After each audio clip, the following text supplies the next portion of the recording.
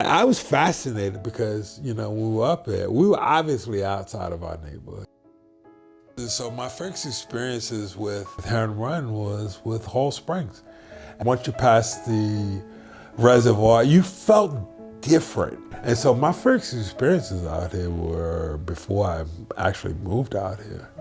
I am Stephen Ragsdale, a longtime and former resident of the Laurelville community.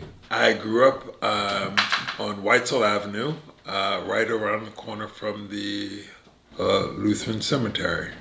Even before we moved to Laurelville, I lived down on the other side of Edison Highway, and we would often ride our bikes as young kids out to Heron Run Park, fill up our water bottles, and go back to East Baltimore. My parents married kind of young. My mom lived in Wilson Park, which was a black neighborhood that was established back in 1917 by Harry O'Neill Wilson. And so my mom lived up here back then. So she ended up living with one of her relatives, or a couple of relatives, back down below North Avenue. It was a cultural shift. It's creepy. I mean, it's the best way to describe it. At that point in time, I'd grown up in a heavily segregated Baltimore City, always kind of knowing where you belonged and what you could do. My father was an asthmatic. We lived in a community that belched smoke like down by Arco Steel. You know, my father had almost died from asthma. We moved out this way. My father never had another asthma attack again. This is a neighborhood when I first moved in, I didn't think we were going to survive it. My mom had to negotiate, like, you know, schools were changing, the fabric of the schools were changing. She wanted to get her kids back into a parochial education. And so she took them up to St. Dominic's, and she took them down here to St. Francis.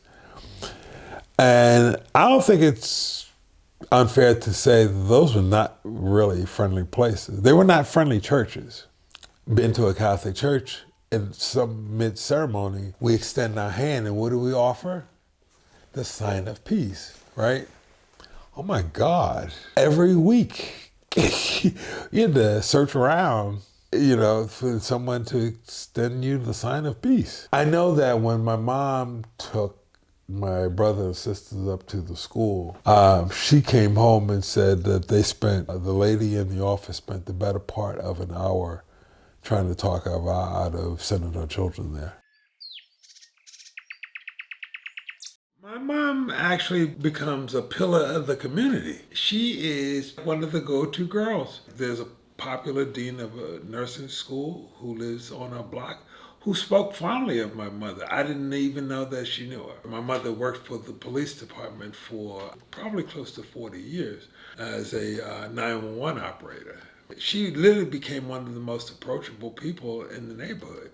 I love the fact that my mother put her head down and made a determination in the mid-70s that that was going to be our space. One of the things in her dying days, she said, don't leave our space. We all own the property now, and we will be a part of Laurelville in perpetuity.